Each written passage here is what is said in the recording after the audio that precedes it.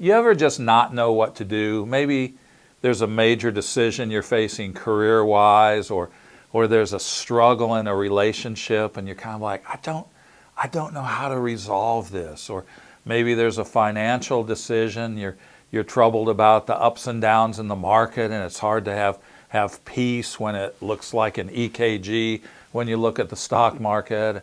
It can be all sorts of things.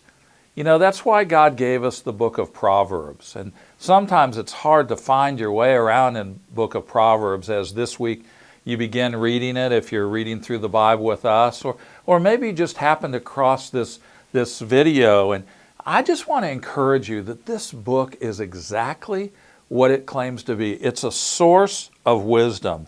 And it's written by a number of authors. Solomon, the wisest man who ever lived, wrote a lot of it. And there's not really a plot line that goes through the 31 chapters. It's more a collection of different proverbs about wisdom. But one thing that I think they did on purpose was they picked Proverbs 1 to lay the foundation for everything else that is in that book. In Proverbs 1, verse 8, really Proverbs personifies wisdom. It treats it like a person. And we read in verse 8, "Hear, my son, your father's instruction, and forsake not your mother's teaching, for they are a graceful garland for your head and pendants for your neck."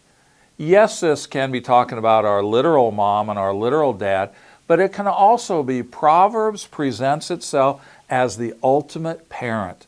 So even if your mom or your dad disappointed you, or you don't feel like you got much from them, or they're not leading you in the right direction even now, here we have the book of Proverbs, which offers to be that kind of a parent. And we're told in here, verse 7, the verse right before I started, says, "The fear of the Lord is the beginning of knowledge. Fools despise wisdom and instruction." It all starts with our relationship with God.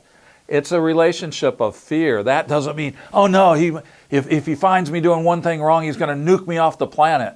Not that kind of fear. Not, man, I better hide my tracks well. If he sees what I'm really doing, give that up, because he can read our thoughts anyway.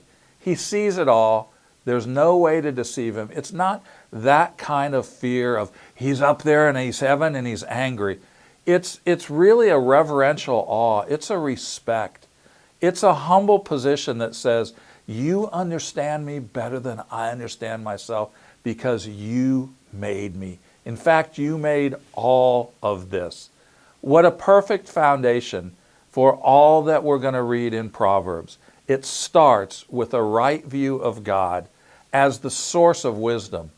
All sorts of people claim to have wisdom. Everybody has something they want to sell us.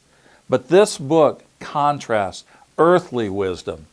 The kind of, well, I think this, and Oprah said this, and doesn't this make sense to you? Or 9 out of 10 people surveyed. We know the majority is always right? Contrast that with God himself, who knows the beginning from the end, who can see it all. And he personifies it some more in verse 20. It says, "Wisdom cries aloud in the street. In the markets she raises her voice. At the head of the noisy streets she cries out. At the entrance of the city gates she speaks. How long, O simple ones, will you love being simple? How long will scoffers delight in their scoffing, and fools hate knowledge?"